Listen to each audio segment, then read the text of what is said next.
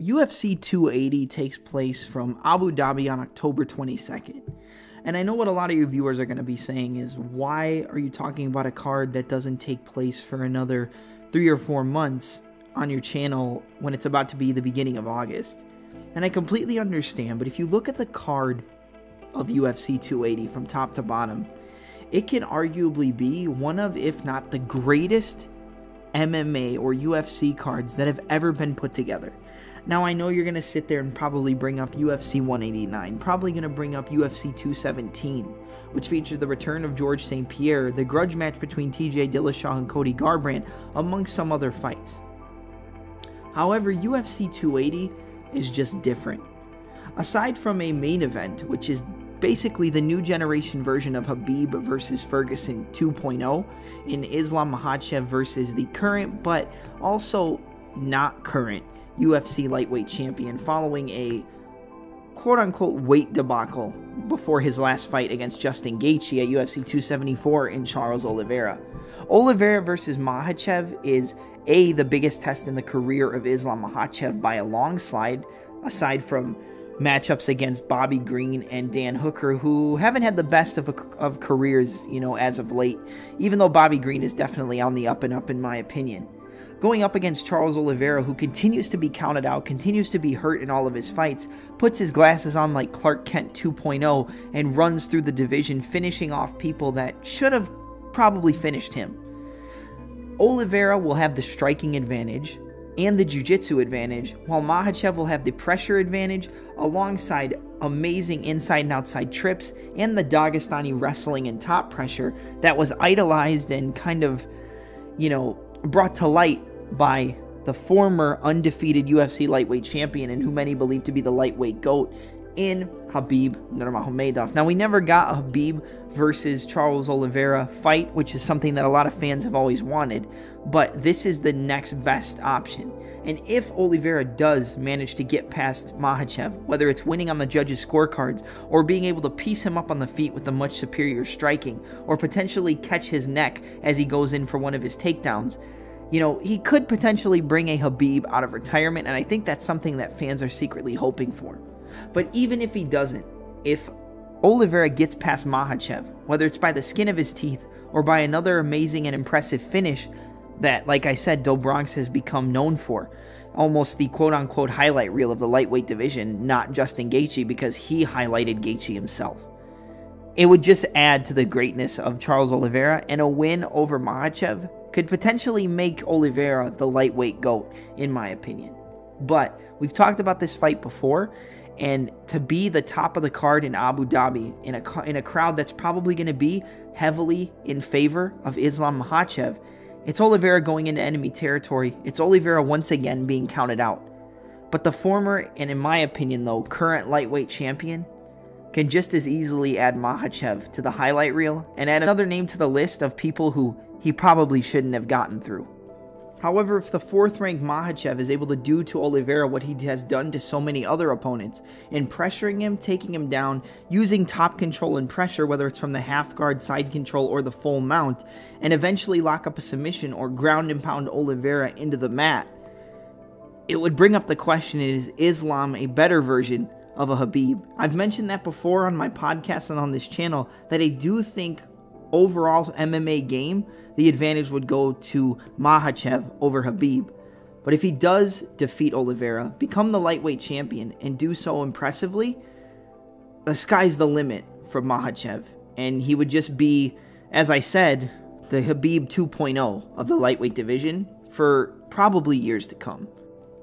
In the co-main event, you have the highly anticipated bantamweight title grudge match between the current reigning defending UFC bantamweight champion and the quote-unquote undisputed UFC bantamweight champion after defeating Petr Yan in the rematch at UFC 273, and Aljamain the Funkmaster Sterling going up against the former reigning defending UFC bantamweight champion, who never lost his bantamweight title but had to give it up due to suspension after testing positive for EPO, and the man who's only fought twice in the last 3 years in TJ Dillashaw. Now, Dillashaw versus Sterling is a fantastic fight on paper. It's an absolutely phenomenal fight between two of the most high-level bantamweights in the division.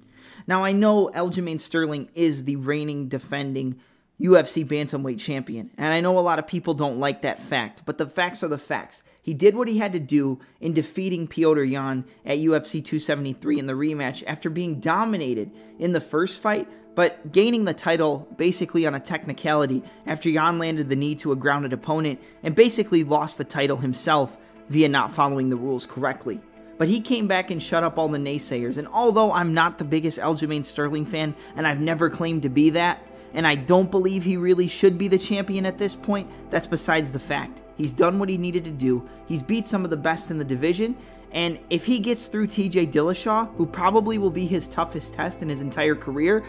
it will just continue to add to the legend of Aljamain Sterling, and it will continue to shut up all the naysayers and make people become a believer who haven't jumped on the train for the Funkmaster yet. But TJ Dillashaw, although he did come back after almost 3 years and get a win over Corey Sandhagen, who was, I believe, the #1 ranked contender in the division at the time,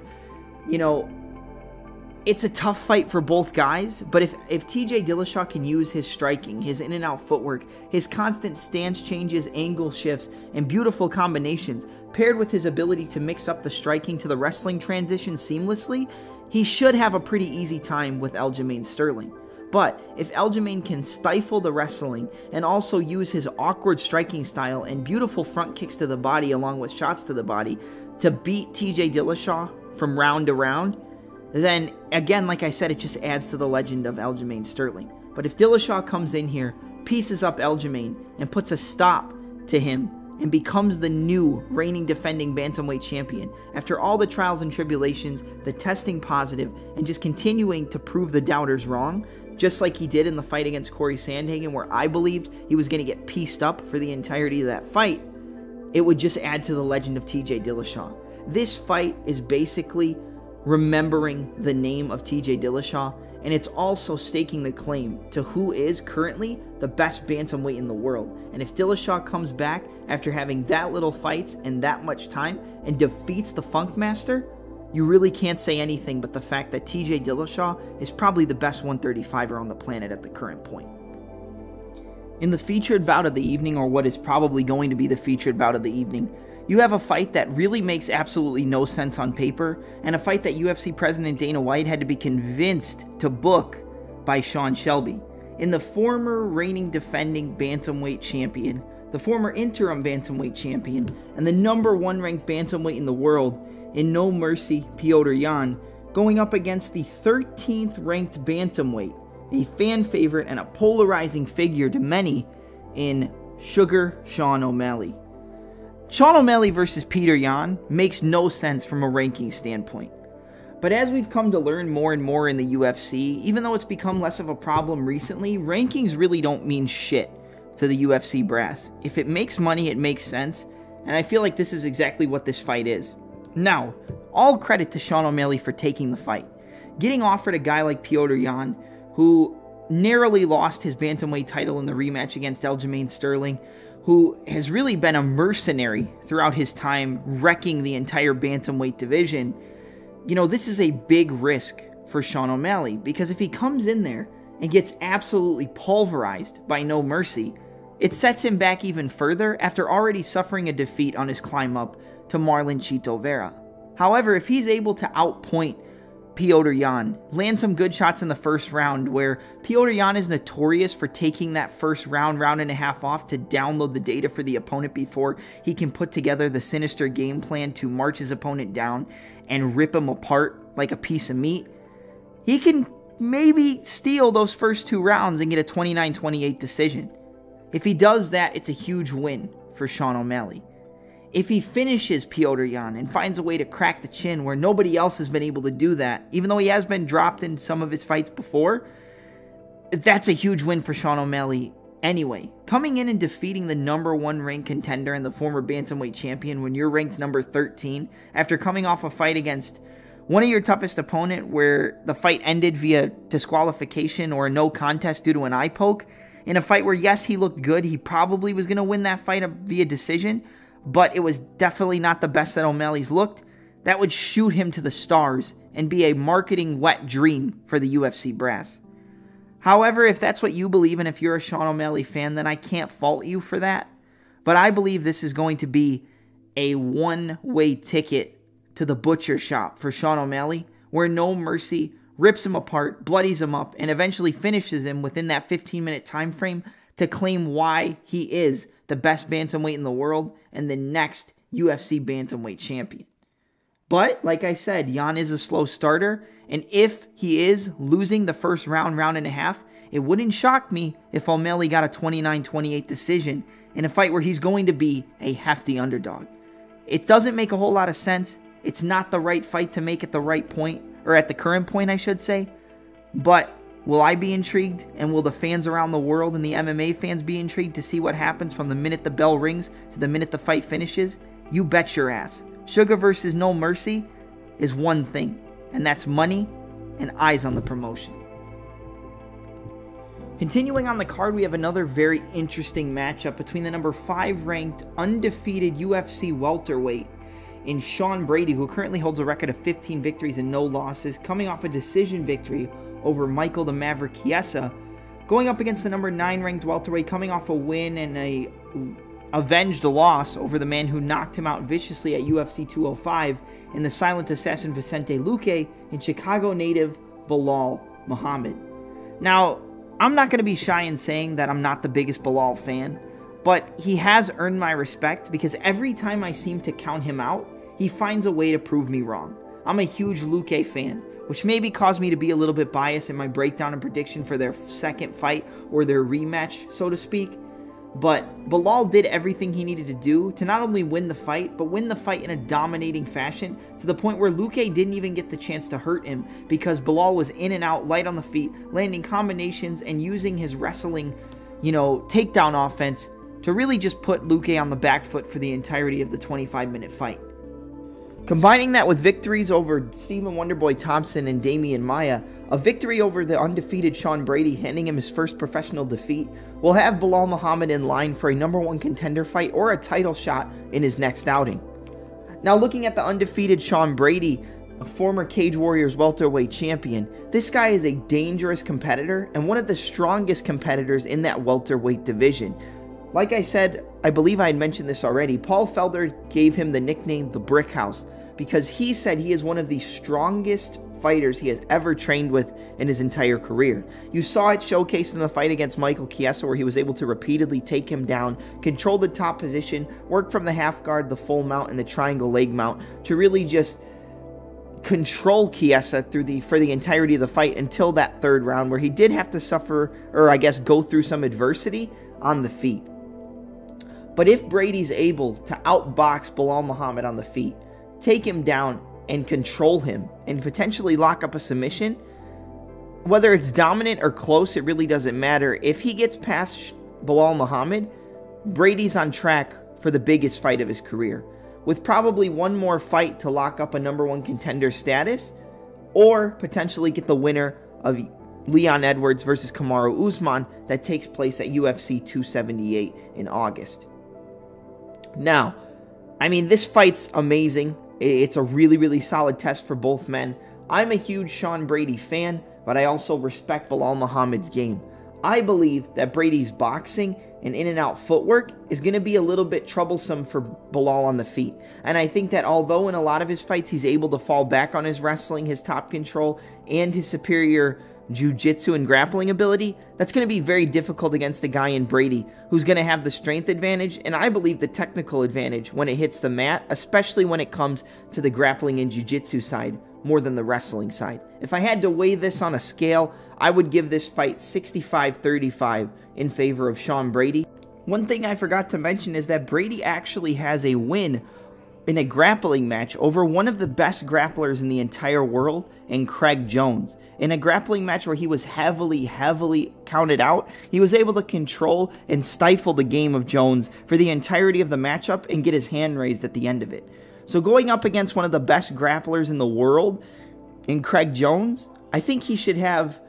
the advantage when it hits the mat against Belal Muhammad. Because although the wrestling may cancel each other out for the majority of that 15-minute contest, I believe that the boxing ability, the in-and-out footwork, and the ability to possess one of, if not the best check left hook in the entirety of the welterweight division, paired with the ability to fall back on the wrestling, top pressure, top control, and overall strength that he possesses on the mat, it's going to be an uphill battle for both men. But at the end of the night, I think you're going to be remembering the name, but not of Belal Muhammad, of the now who would be 16-0 Sean Brady, as he gets one step closer to getting a title shot at 170 pounds.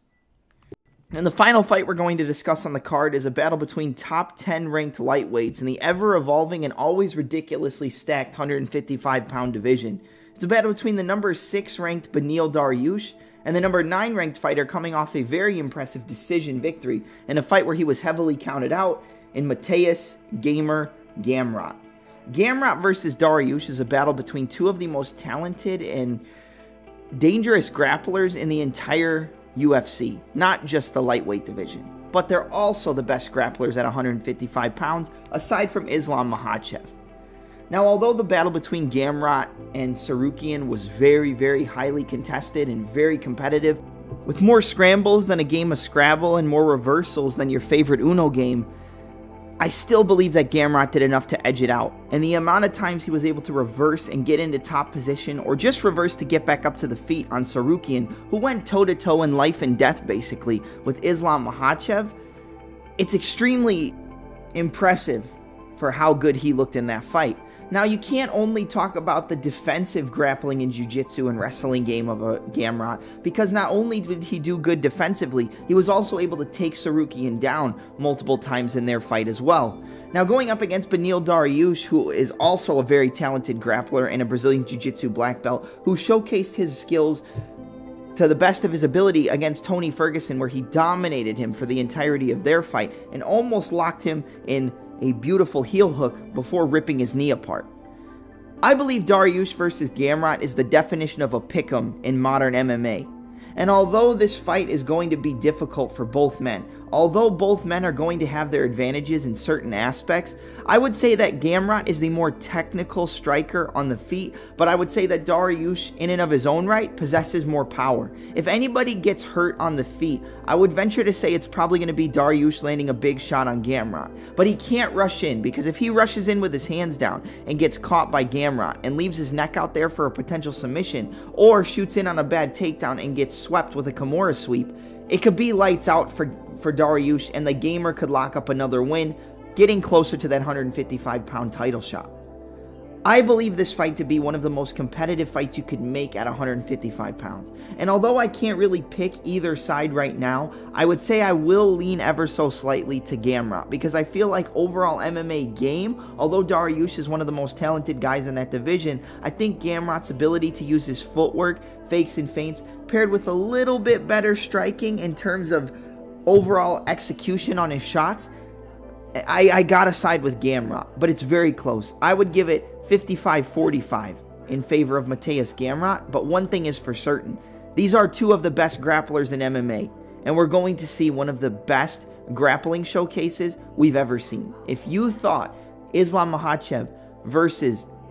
Arman Tsarukyan was the best grappling contest and best grappling showcase in MMA, I believe this will give it a run for its money. And I can't wait to see these two lock it up inside the cage.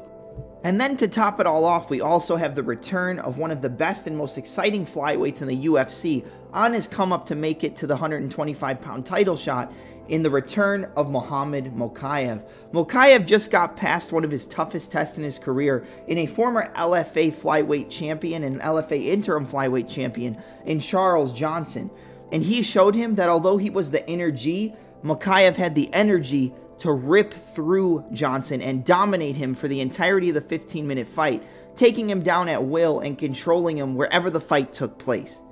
Mokaev's display in that fight was absolutely amazing, and I can't wait to see his next contest inside the cage at UFC 280 in Abu Dhabi. This card is absolutely phenomenal. It's stacked from top to bottom, and like I said, I believe it to be the best card in MMA history and the best UFC card from top to bottom that we've ever seen. I can't wait for October 22nd. I hope after this video you can't wait either. But one thing's for certain, When Bruce Buffer steps inside that cage and the doors are locked and the lights are shining down bright, it's only going to be one thing. And as Bruce Buffer grabs his microphone and announces it to the world, it's time.